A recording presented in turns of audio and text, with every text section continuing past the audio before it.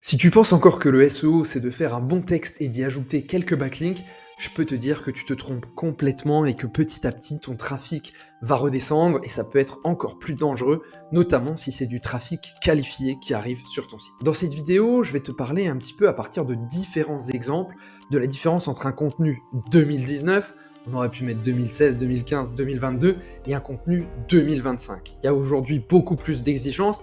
Déjà, pour une simple raison, c'est tout simplement que quand tu es premier en SEO sur Google ou sur n'importe quel moteur de recherche, tous les autres, pour te dépasser, ils essayent de faire mieux que toi. Donc l'exigence sur le contenu, elle est toujours plus élevée. Cette vidéo, c'est un épisode de Cauchemar sur mon site. Cauchemar sur mon site, c'est ma série YouTube dans laquelle je reprends un site que j'avais qui était en chute libre et que je suis en train de remonter petit à petit. Je fais tout devant vous directement, je vous montre tous les outils que j'utilise, tout ce que je fais.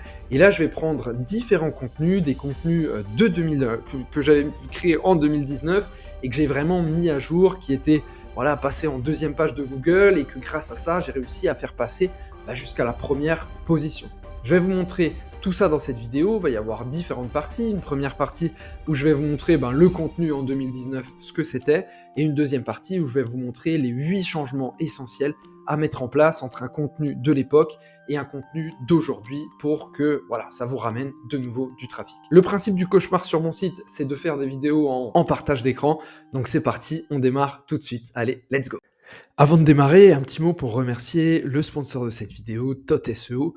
Tot SEO, c'est un outil d'optimisation sémantique. J'en ai déjà parlé dans certaines de ces vidéos de la chaîne et je vais vous montrer un petit peu comment je l'utilise dans cette vidéo. Le principe de l'optimisation sémantique, c'est tout simple, c'est que lorsque vous visez un mot-clé, Google va s'attendre, et les autres moteurs de recherche vont s'attendre à voir apparaître d'autres termes. Et en fait, tous ces termes, ils vous sont fournis directement par Tot SEO. De toute façon, je vous montre comment je l'utilise, comment je trouve des petites astuces et des petites infos que mes concurrents ne connaissent pas grâce à Tot SEO. On démarre la vidéo, je vous montre tout ça, c'est parti. Donc, on démarre tout de suite, full partage d'écran, avec ici justement le contenu comme il l'était en 2019.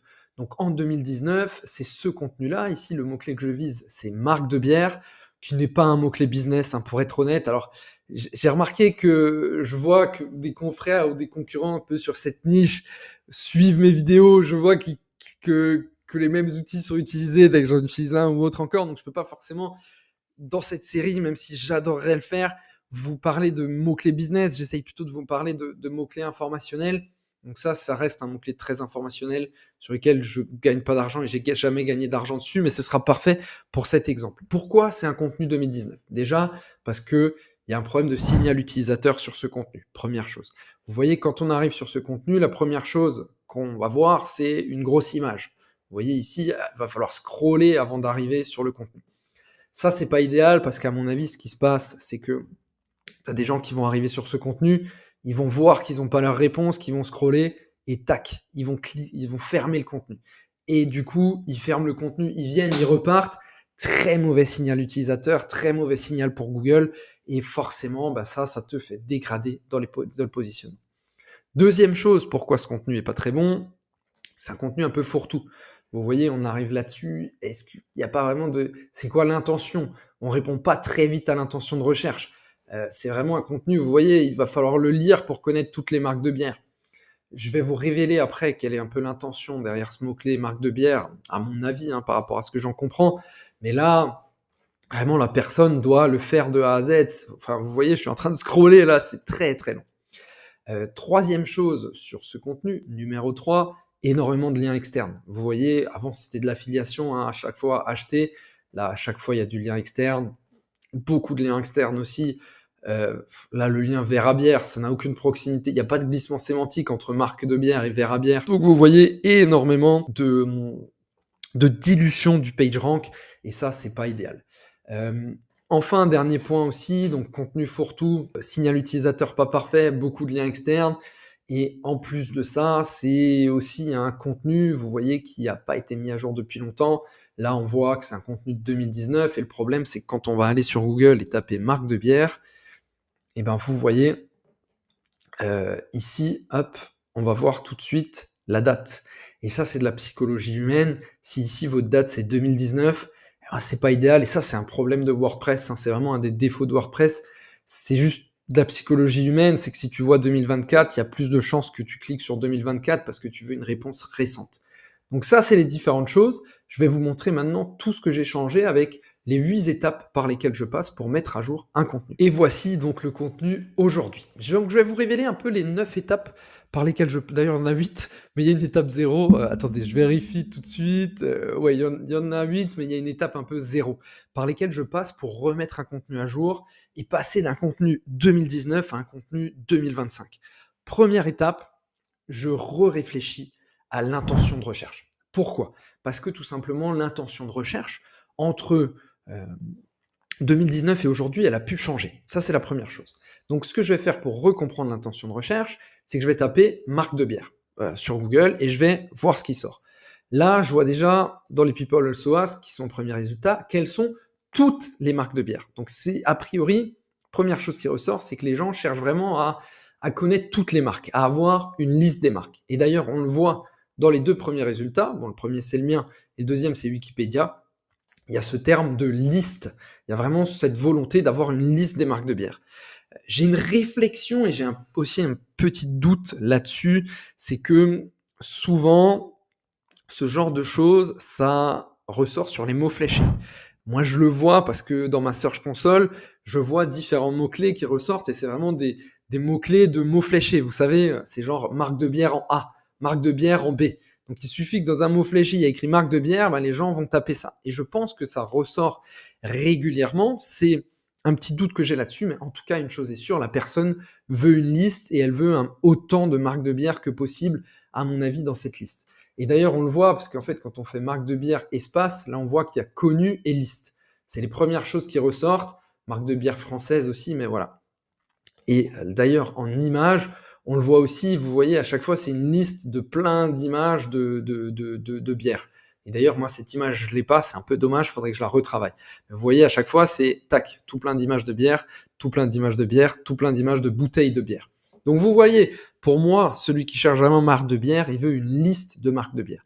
Et donc, je vais essayer de répondre rapidement à cette intention, ce qui n'était pas le cas en 2019. En 2019, tu pouvais répondre à la fin de ton texte et ça fait que les gens allaient passer longtemps sur ton contenu et autres encore. Maintenant, je cherche plus à faire ça et je cherche vraiment à y répondre rapidement avec une petite section pour les plus pressés, le tableau récapitulatif de toutes les marques de bière. Et vous voyez ici, il y a une liste. C'est une liste que j'ai fait avec ChatGPT. Hein. Je copie-colle tout mon contenu, je lui dis fais-moi un tableau avec les informations marque, groupe, pays d'origine et tu me fais tout ça. Et voilà, ça, comme ça me permet de répondre très très rapidement à l'intention de recherche.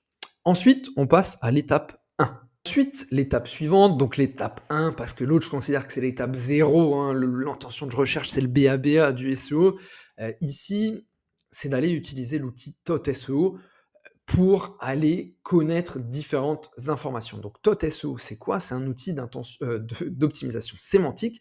Ça veut dire qu'il va vous donner tous les termes clés à utiliser dans votre contenu. En gros, le principe, il est simple, c'est que quand vous voulez vous positionner sur un mot-clé, eh ben Google, il va s'attendre à voir apparaître d'autres mots-clés dans votre texte. Typiquement, l'exemple que je donne souvent, c'est vous voulez vous positionner sur équipe de France de football, ben c'est normal de mentionner Didier Deschamps, Kylian Mbappé, peut-être Antoine Griezmann qui vient de prendre sa retraite footballistique dans l'équipe de France en tout cas. Mais voilà. Et ben là, c'est pareil. Et TOT, en fait, il va vous donner toutes ces informations. Donc là, je lui donne le mot-clé que je veux viser, marque de bière, et lui, il va me donner toutes les informations nécessaires. Vous voyez, il va me dire, bon ben, pour te positionner sur marque de bière, faut que tu utilises le terme numéro, parce que c'est la marque de bière numéro 1. Vous voyez, c'est un peu comme ça. Boisson, Heineken, il faut l'utiliser obligatoirement. Et vous voyez, il y a des mots-clés obligatoires ici, et d'autres mots-clés complémentaires ici. Donc voilà. Ce que j'aime bien aussi chez TOT, c'est la partie intention de recherche. Ici, vous voyez, en fait, ce qui est très bien et très pratique, c'est que il va me donner des marques. Vous voyez, Licorne, Ninkasi, Pelfort, c'est des marques de bière.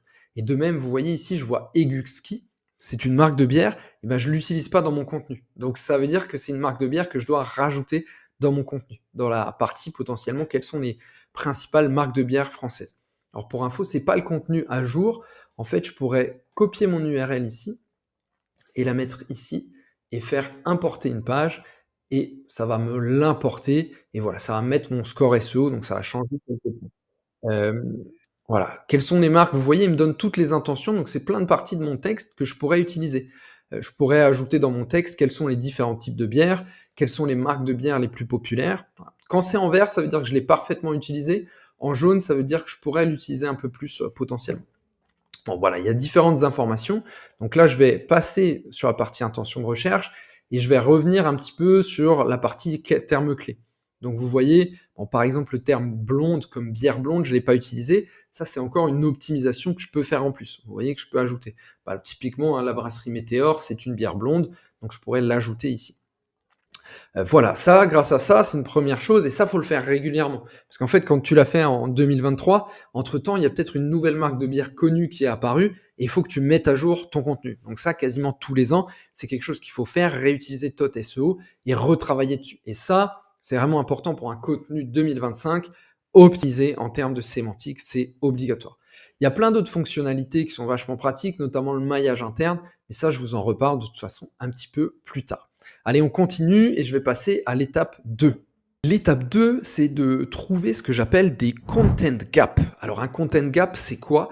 C'est une partie de ton contenu, content, que tu vas aborder et que tes concurrents n'ont pas abordé. Et ça, c'est vraiment ce qui fait la différence en SEO, c'est qu'il faut trouver des choses que tes concurrents n'ont pas abordées, qui intéressent les utilisateurs qui ont cherché ton mot-clé, et que toi, tu vas aborder et que d'autres n'ont pas abordé. Et ça va te permettre de créer une différence et de montrer à Google que c'est toi l'expert, l'experte sur le sujet. Alors pour ça, j'utilise deux choses. J'utilise premièrement l'outil perplexity.ai. Perplexity.ai, c'est un outil, c'est un moteur de recherche qui se base sur l'intelligence artificielle. Et ce que j'adore en fait, c'est les related questions là, qui te donnent plein de petits sujets, plein d'idées de choses que tu peux ajouter dans ton contenu. Tu vois, par exemple, il me dit quelles sont les marques de bière françaises les plus vendues. Donc ça, c'est probablement quelque chose qui intéresse les gens. Pourquoi j'utilise ça plutôt que le People Also Ask? Vous allez le voir, parce qu'en fait, déjà là, il y a une intelligence artificielle qui est placée dedans. Donc la qualité des contenus est beaucoup plus puissante dans ces questions-là. On va voir les People Also Ask, mais quelles sont les bonnes marques de bière? Je trouve pas ça dingue. Quelle est la bière la plus connue? Je trouve que c'est par rapport à ça, c'est pas très lié. Quelles sont les bières les plus vendues? Vous voyez, ça va pas très loin. Là, c'est beaucoup plus précis. Quelles sont les marques de bière françaises les plus vendues? C'est beaucoup plus précis et beaucoup plus intéressant. Et en plus, perplexity.ai, l'avantage, c'est que personne ne l'utilise. Et si vous êtes le seul à utiliser un outil, vous avez un avantage concurrentiel. Tout le monde aujourd'hui est en train de se précipiter et à écrire comme en 2019 des contenus avec ça. 2025, c'est trouver des petites choses comme ça que les autres n'utilisent pas, que vous êtes les seuls à utiliser. Justement, vous voyez, même là, il y a une autre question. Quelles sont les différences entre les bières AB InBev, Heineken et Carlsberg? AB InBev, Heineken et Carlsberg, ce sont les trois gros groupes de la bière qui détiennent quasiment 40% du marché de la bière avec toutes les marques. Vous voyez, Heineken, c'est une marque de bière, mais à côté de ça, ils ont plein d'autres marques de bière qui leur appartiennent. Voilà, plein de petites choses comme ça. Et là, c'est beaucoup plus intéressant. Ça, si j'aborde ce sujet-là, il n'y a pas grand-chose que les autres vont aborder, que d'autres contenus vont aborder. Donc ça, c'est vraiment trouver des content gaps. Trouver des content gaps, il y a autre chose que je fais, c'est utiliser TOT SEO. En fait, TOT SEO, ici, il a une petite fonctionnalité, c'est la fonctionnalité plan, et il te permet d'optimiser ton plan, le plan de ton contenu. Et en fait, il te donne ici le top 15 des mots que tes concurrents utilisent dans ton titre et pas toi. Et là-dessus, il y a des petits mots-clés que tu peux utiliser en plus. Anosteke, par exemple, c'est une brasserie, donc ça veut dire que moi, je ne la mentionne pas et que je pourrais la mentionner. Et ça me permet de trouver un peu des content gaps. Pareil ici avec TOT, tu peux faire un truc assez pratique. Si tu scrolles un peu, tu peux voir un peu ce que tes concurrents utilisent ici, hop, et tu as plein d'infos en fait. Bon là, vu que je suis premier, c'est moi le premier, mais voilà, tu as la liste des marques de bière, tu as d'autres choses encore, et ça te permet de savoir un peu ce que tes concurrents utilisent et ce que toi, tu vas pouvoir utiliser qu'ils n'ont pas utilisé. Donc ça, c'est pour trouver des content gaps. D'ailleurs, sur TOT SEO, n'hésitez pas à l'utiliser. Vous pouvez avoir 15% de réduction à vie avec le code lettre SEO que je vous mets en description et juste là en dessous. Il faut que j'y pense au montage. Et ça va vous permettre vraiment d'aller plus loin dans vos contenus et c'est un outil qui est devenu obligatoire. Voilà. On montre ensuite la suite, les étapes suivantes. L'étape suivante, qui est donc l'étape 4, c'est les images, c'est d'améliorer tes images. Alors pour moi, les images, c'est un point sous-coté du référencement. Je ne vais pas te parler ici du fait de mettre un alt texte dans ton image, ça c'est juste la base. Je n'ai pas besoin de te dire ça, ici on est sur des choses plus avancées. Donc sur les images, il y a une première chose, c'est qu'il faut aller voir les images qui ressortent sur la SERP. Donc vous voyez là, j'ai tapé marque de bière et je suis allé dans images ici et en fait, ça me permet de voir un peu les images qui ressortent et vous voyez, ici, on voit qu'à chaque fois dans les images, il y a un petit peu cette espèce de montage avec, différentes marques de bière et différentes images. Ça, c'est une image que j'ai pas aujourd'hui sur mon site et ça, c'est pas optimisé, je devrais l'ajouter et d'ailleurs, on le voit, hein, alors que je suis positionné en premier, je suis seulement là dans les images, je suis seulement 9e dans les images. Donc vous voyez, ça c'est aussi quelque chose à optimiser parce que ça montre la cohérence de votre contenu. Pareil, vous voyez, on voit qu'il y a pas mal ici d'images. Vous voyez, on voit AB InBev, donc AB InBev c'était un propriétaire de marque de bière, et Sab Miller qui était un autre propriétaire, et on voit les marques qui leur appartiennent. Donc ça, c'est un schéma, moi je l'ai ajouté. Vous voyez, je l'avais pas et c'est quelque chose que j'ai mis ici. D'ailleurs, juste après, je vous reparle hein, des schémas. Là, j'en ai un autre, ça ressort ici. D'ailleurs, je vous reparle après des schémas de comment les faire et des petits hacks là-dessus. Donc, vous voyez, ça, c'est une première chose. Vous allez aller sur la SERP, regarder les images, et à partir de là, vous allez aller faire des optimisations. L'idéal, c'est d'avoir des images que d'autres personnes n'ont jamais postées, que d'être le premier, la première à faire indexer des images, parce que ça prouve vraiment votre autorité. Voilà, c'est normal. Vous voyez, un photographe, il prend ses propres images. Bon, bah, c'est pareil, un créateur de contenu, il a ses propres images. Donc ça, c'est vraiment un travail, c'est d'aller regarder les images qui ressortent le mieux dans les SERP et d'aller, par rapport à ça, optimiser votre contenu image. Autre chose aussi, en termes d'image, moi ce que j'aime bien, c'est utiliser l'outil Sroo, qui est en plus l'outil d'un copain. Donc là, je suis sur un mot-clé micro IPA, c'est un autre mot-clé, hein, mais c'est pas grave. Et en fait, on peut lui faire auditer une URL et lui, il va vous analyser le nombre d'images que vous avez par rapport au nombre d'images qu'ont vos concurrents. Et ça, c'est important aussi, et c'est assez logique quand on y pense. Vous imaginez, notamment sur une page e-commerce, imaginez que maintenant votre concurrent, il a 50 images et vous, vous en avez que 3. Donc ça veut dire que vous avez peut-être que 3 produits alors que eux, ils en ont 50 sur une page catégorie. Bon, bah forcément, c'est difficile de vous positionner. Vous voyez, lui, il me dit, tu devrais ajouter plus d'images, approximativement 5 en plus. Voilà. Parce que les autres, ta page a 3 images et les autres en ont 11. C'est pas la même page, hein, c'est une autre page. Et voilà, ça vous donne vraiment une indication un petit peu de ce que vous pouvez améliorer sur les images. Donc regardez les images de la SERP, alignez-vous avec ça pour être aussi cohérent que possible et regardez le nombre d'images qu'ont vos concurrents et puis faites mieux que les concurrents. On passe à l'étape 5. L'étape 5, c'est d'améliorer l'expérience de lecture. Vous voyez, en 2019, un bon contenu, c'était un contenu textuel, avec du texte partout et autres encore. En 2025, un bon contenu, ce sera un contenu avec pas que du texte, ce sera un contenu agréable à lire, avec du tableau comme ici, des mises en avant comme vous le voyez ici. Vous voyez, des images qui sont uniques et qui sont les vôtres. Bon, là, je peux encore faire du taf sur ce truc, mais ça suffit à me positionner en premier, donc pas besoin de plus. Je l'ai senti là-dessus qu'il fallait pas plus. Des images et aussi des schémas que vous avez fait vous-même. Vous voyez, je le fais, ça c'est mon image pour le coup, vous voyez. Des contenus que vous avez fait vous-même. Vous voyez des images comme ça, tac, des petits schémas. Alors ces schémas, hein, je les fais avec Excalibro. Excalibro, hein, c'est un petit outil qui permet de faire des petits schémas qui ont l'air d'être faits à la main. Je vous montre juste comment ça marche. Vous voyez, ça c'est un petit schéma, voilà. Donc ça, c'est vraiment le contenu 2025, c'est ce contenu agréable à lire, vous allez avoir des mises en avant. Peut-être aussi ce qui marche bien, c'est d'avoir plusieurs images. Vous voyez, là je ne l'ai pas fait sur cet article, mais d'avoir 3 images alignées, comme ça c'est plus facile à lire. On va passer à l'étape suivante. Principe numéro 5 ensuite, c'est de remettre du trafic sur une page. En fait, Google, il est plutôt sensible au trafic parce que quand il voit du trafic apparaître sur une page, eh ben, en fait, lui, il va se rendre compte qu'il y a des signaux utilisateurs et ça, c'est positif.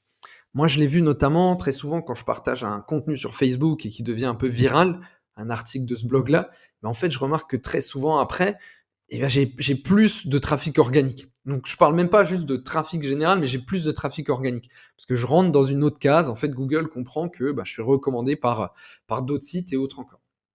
Donc ça, c'est un point assez important. Faut savoir aussi qu'aujourd'hui, Google, il a plein d'outils. Il a Google Chrome, il a plein d'autres outils, essentiellement Google Chrome quand même, qui lui permettent d'avoir de la donnée utilisateur et du signal utilisateur.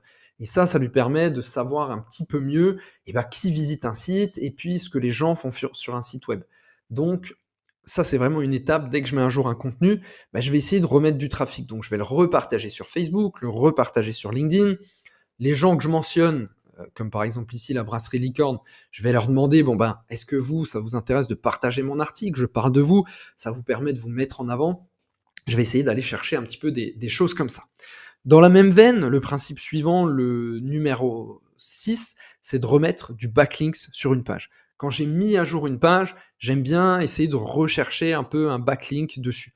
Alors soit je vais essayer de faire de l'échange de liens avec quelqu'un, soit potentiellement je vais regarder pour acheter un lien dans un média ou quelque chose comme ça. Ça, c'est différentes possibilités. Mais ça, c'est vraiment quelque chose qui est très important sur Google en 2025. Je fais cette vidéo en 2024, mais à mon avis, ça va pas changer.